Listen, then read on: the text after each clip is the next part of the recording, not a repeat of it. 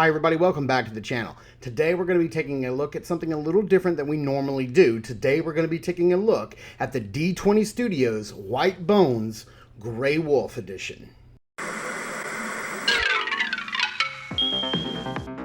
If Saturday morning cartoons fueled your imagination as a kid and powers your action figure collecting now as an adult, then you're in the right place.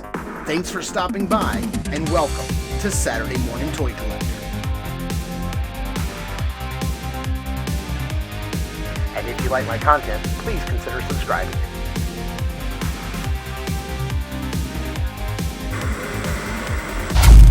Alright, taking a closer look at the front of this package, it is massive and barely fits in my display. This thing is really nice. There's not a lot of design work going on, but what design work here is really nice. I like the illustration on the right side, the D20 Studio logo, which is really cool. And then it says White Bones. Which is really neat. Not a lot of branding here, not a lot of detail of what you're getting on the inside of this package. There's nothing on the back side of the package or the sides. You open it up, you're treated to a nice foam inlay, which is really cool. And then you remove that and you can see how nicely packed away and foam padded everything is that you get inside. Everything is stowed away really nice, and it really does need this foam because there are really a lot of sharp pieces of fur on this guy. And so he really needs to be sort of protected so he doesn't like tear up the package or anything. And honestly, this is huge. I know it doesn't look that big in my display, but this is a massive beast. Getting the White Bones Wolf out of the package and some, not all, but some of the gear on him because his head armor doesn't come on him in the package. It comes stowed away on the right side. But I did want to give the effect, or show off the effect of what he looks like with his armor on. Flipping around here on the other side, you can see a lot more detail. You know, that's a real metal chain going from the saddle to the front head armor. The belts, the weathered leather wraps that are laid over him. For the saddle, he's got a rope sculpted on, a bedroll back there, some more buckles and little plugs to put weapon holding lashes, which looks really cool. Flipping around here on the back, you can see more of that back armor from the back of the saddle with the bone spikes coming out, with the wraps around them, the bedroll, that rope that's on the right side of the figure. And then from the front, this is what he looks like. Pretty menacing. I'm not sure where this skull would have come from. It doesn't look like a wolf skull, but it is really nice. It looks like it may have been latched together from other animals or different types of animals, but it looks really cool, whatever it is. And it doesn't really plug in onto the figure, and we'll take a look at that later. It just kind of sits on top of his head. As far as accessories go, this is what you get out of the package. This is everything that comes loose on the figure in the package. First and foremost, thank you to D20 Studios for including a whole bunch of different pegs, ball sockets for the various parts of the legs, the knees, the hips, the ankles. In case anything breaks, you get extra pegs. This is something that Hot Toys does, and I'm really glad that they did it here. Below that is a little strap of skulls. There's like a human skull and then some sort of exotic bird looking skull. You get this nice little black hair piece that plugs in, and that covers up where the armor plugs in if you don't want the armor on the neck. You get this little side satchel that plugs in that's got a hook on it and some bones and some wraps. You get two different types of stirrups. You get a really long pair, which is you see first here, and then a shorter pair next to them, depending on if you want to put like a 6-inch figure or a 7-inch figure on the back of the beast. These other two things that look like stirrups are weapon holding straps. You can plug those in on the right side next to the rope, and that's where you can stow away like different types of weapons from your various different figures. And then of course, here's a closer look at the skull armor that goes on top of his head. And then if you get everything off, all of the bedrolls, all the leather, the straps, the armor on the feet, this is what you're left with. And I got to tell you, this is one of the best sculpted wolves I've ever seen. I love the sculpting style here. It's very cartoony and exaggerated, and I love it. I love all of the paint work. There's various different airbrushing techniques that were used to get the different musculature, like on his hind legs. The dry brushing is exquisite. Like everything, like this is just a well painted, very beautiful figure. This is what he looks like from his left side. Of course, from the back, you have this long, flowing, articulated tail. From the right side, again, looks very much like the left. It's just so beautiful. It looks great. And then straight on, you can get a good look at that head, and that jaw is articulated, does move up and down. But just look at the menacing, like the snarl on his face. It's absolutely incredible. And then I just wanted to punch in and give you a really close-up look at like all of the different paint apps and the different layers of paint that have gone into this figure. It is just absolutely insane, and now I see why they charge so much for this figure. And like I said before, this thing is super sharp. Just playing around with this guy, like I already had him nick my thumb and draw blood. Like the wolf actually drew blood on me, no doubt. Just trying to move this guy around, stiff joints, trying not to break it. And then like the hair on like one of the legs dug into my hand. And that's what I'm left with. Taking a closer look at the accessories, we're going to start off with that little baggie of ball pegs and different joints for the legs and hips and feet. I'm so glad they included these, and I hope, like insurance, I hope I never have to use it. Here is the very minimalist instructions. It just shows you how you can stow the hairpiece in the satchel right there on the side. It shows you what's removable from the figure and then what the figure looks like itself. And I love that little drawing. It's pretty spot on to what you get sculpted. So that's a look at a quick look at the instruction booklet. Now I did just want to show off what the figure looks like itself without any armor on, and man, he looks so incredible. I wanted to bring in like a little size comparison here and show you what he looks like next to old Bill Bones' Broken Shield, because I think a lot of people are going to want to work this into their Mythic Legions collection, and I just want to show you how big this thing is compared to a standard Legions figure. Now this guy is pretty big. He is articulated. He has got points of articulation pretty much everywhere.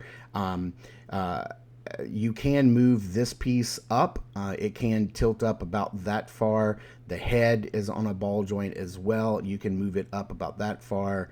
And so that's about as far forward and up as you can get him looking. Now, I have seen people take this, sort of head, rotate it around here. This sort of technique where you rotate the whole thing, and that's how it's connected. So it's a ball peg and it does pop on, but I've seen people like take it and rotate it upwards so that you can get a little more verticality. It doesn't really work for me. I haven't really got it to actually look a little further up, plus the paint apps are like upside down and backwards, but you can just see how that plugs in right there, no problem. I love the head of this guy. It just looks incredible. That face is just so well sculpted. It just looks so menacing. Here's a closer look at how far you can open and close the mouth. And he just looks incredible. Look at that, the airbrushing and all of the dry brushing techniques that go on there. There's so many layers of paint. It just looks gorgeous. It looks so beautiful. And all the airbrushing to get that musculature to like show up on his hind legs. The dry brushing on the tail. The tail is articulated at the base and at two other points, so you can kind of get it and move it around however you'd like. Have it kind of like hanging down or like flowing like he's running or galloping. Do wolves gallop? I don't know. I don't know what it's called. Loping. Here's a closer look at how the legs move. Now, they don't move a ton. You can get them to move around. I have not heated this guy up with a heat gun. The front legs move a lot more than the back legs do, but the ratchets are super tight. They make a ton of like noise and squeakies like when you move it around. There's a nice big huge ball joint right there on the shoulder, and let's see if I can do this without cutting myself again. I've never actually cut myself on an action figure before. I think this is a first for me. But man, just look at the feet. They're just massive and scary. They've got some really nice, shiny, glossy black paint on the nails there, on the different claws. Man, he just looks incredible. Just look at the detail on those feet. The back legs don't move a lot. You can only move them a little bit. The hinges, again, they are so super tight. I don't feel like they're going to break at all. They don't feel brittle in any way whatsoever. They're just very, very tight and very substantial. You're not going to have to worry about this guy like falling down on his stomach like when you try to pose him, or like fit him out with all of his gear and other characters riding on his back. He's going to look and stand up phenomenally. All right, taking a closer look at all of the armor bits. This is the saddle that comes on him. It's all one big piece. You got this nice bedroll strapped down on the back. You've got some straps on this side with some buckles. This is where that extra pack goes. This hump on the middle is where his actual saddle goes. This right here is how the straps come loose. I mean, they're so well done and so well hidden that you don't even notice that that's where they connect. Here is where the bottom of the stomach belt goes. The belt that goes around his belly connects right there and just looks incredible. Looks so good. Just the detail on this thing is insane. There's a skull right there on his chest piece, which looks nice. These straps on this side are also removable, so you can take the straps off completely. They look really good and just as well hidden over here. You've got a little strap here, and you have two little pegs right here next to the rope. And that's for those weapon slings. And man, this thing just looks incredible. Look at the dry brushing and all the technique done to paint that leather up. It just looks so good. So I do want to show you how the stirrups work. And so we're going to take one of the larger stirrups here, and you're just going to plug it right in right there, and that's where you will put your figure's feet. And they have like a long pair and a short pair. This is the longer pair, depending on whether or not you want to put on like a 7-inch figure or a 6-inch figure, and they're kind of movable, of course, the way they connect to that peg. This is the actual saddle itself. It's got some nice fur detail. You can see it's got this little indent right here where that little plug plugs in, and it sits on there very nicely. It's so well weathered and distressed, and all of the fur and the bone work and the wraps and the buckles just look so nice, and it fits on there so perfectly you don't even think like it's a separate piece. At first I didn't even know it was a separate piece. I love the spikes on the back with the leather wraps around them. Just look really, really nice. This is just an exquisitely crafted piece, and I like that they even made that the bedroll is sculpted in a way that gets out of the way of the spikes and the bones on the back, which looks great. Like, all the attention to detail they put into this thing just looks incredible. Now, this is the extra pouch that goes on the side. You can see it's got a hook there. That's going to be used in just a minute. I'll show you what that's for. But it's keyed, and it plugs in to one side right here. Only plugs in one way only, and it's really nice. You can put the extra little fur piece that plugs in on his neck. You can stow it away right there so that he can carry that with him, and you can keep it displayed with the figure, not in the box away in the closet. And so you can have that, which I'm really glad they included something like that. Here is the neck armor. So it's got a lot of like straps and rivets and buckles on it. It looks really nice. This actually has it sits just like this next to this piece of armor here, which is really neat. And then here is the face armor, or the helmet, the head armor. You can see that it's busted and broken. This doesn't seem to be like a wolf skull. It doesn't look like the same wolf that we have here. It's got this really nice heavy metal chain that even has some paintwork and distressing on it.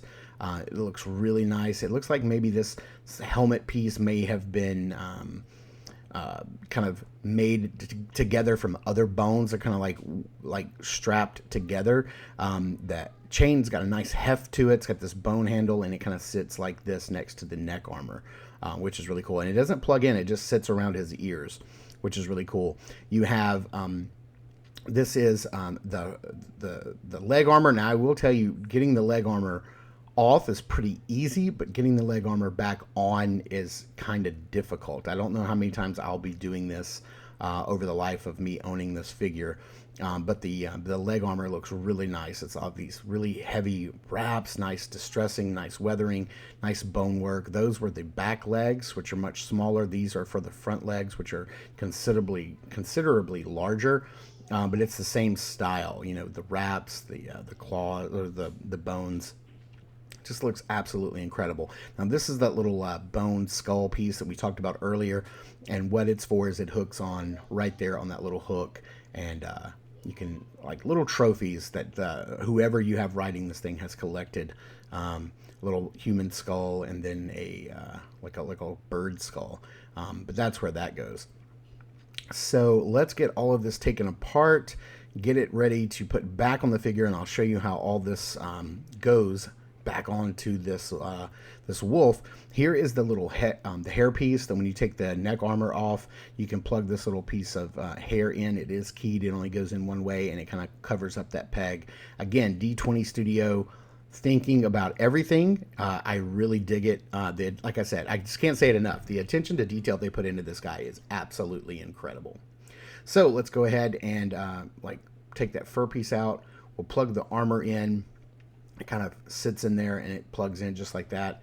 Looks really cool, and that's what that little peg hole is for. All right, let's get this guy kitted out with all of his armor. I did put the leg armor on off camera because it just takes so long. It took me about 20 minutes just to get the leg wraps back on. So we're going to go ahead and get this big fur piece around the figure itself. It's not as easy as you would think it would be.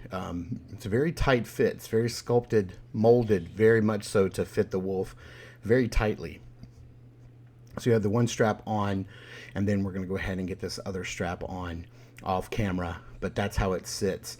Then you have the actual saddle piece that plugs in just like that. We're going to go ahead and put on the saddle bags on the side here.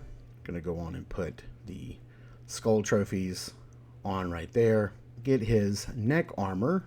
Yeah, you want to make sure that the longer curved part goes towards the front and pokes between his ears. And then you just want to set the helmet part on his head and then hook the other two pieces between his ears. I really don't have that neck piece plugged in well. I'm going to have to do that off camera. But there you have it. That's how he looks, all kitted out with all of his armor and in his white bone look. And I did want to show off how the weapon straps work. Now we are going to be plugging this in right here next to where the stirrups go, but if you want to put in one of these little straps and then put in like a sword or an axe or anything like that, you can just slide it right there, and you can actually have this guy carry any of your weapons into battle with them. So if I can get it unhooked from that little hook on the back, that'll be nice. So there you go. You can have it store all your weapons and have them ready to go and ride them into battle. And we are going to bring in some other figures for some different size comparisons to see how you want to put this into your collection. Here he is with a Star Wars Black Series Luke Skywalker. If for any reason you wanted to put him in your Black Series collection. Next, we're going to bring in 40th Anniversary He-Man, Masters of the Universe, Revelations, New Eternia series, if you want to use those with your 7-inch He-Man figures. Next, we're going to bring in NECA's Strongheart from their Dungeons and Dragons line. I think he looks great with this line of figures. You could definitely put him in with them if you'd like to and have him be used as a mount for them. That would work out really well. But I think what most people are going to use this for is their Mythic Legions. And we've already taken a look at how big he is next to old Bill Bones' Broken Shield here. But I do want to bring in some other Mythic Legions just so he can see how he scales with the different factions in Mythic Legion. So here we have Demistros, so a little bit taller character here. Only taller because of the head and the horns, but he does fit in nice. I think this is a perfect fit for Mythic Legions. No doubt. Here he is next to Swig, so a little smaller character. And then let's bring in one more smaller guy. Let's bring in Warrior. And there he is next to him. If you wanted to have a boar riding a wolf into battle, you certainly could. And then for one more smaller character, Warrior, did you leave a potty on the ground? Can't take that guy anywhere. No, it's his tail. Here he is next to a dwarf, and I think that looks fantastic if you wanted to have a dwarf riding this guy into battle. He just looks insane.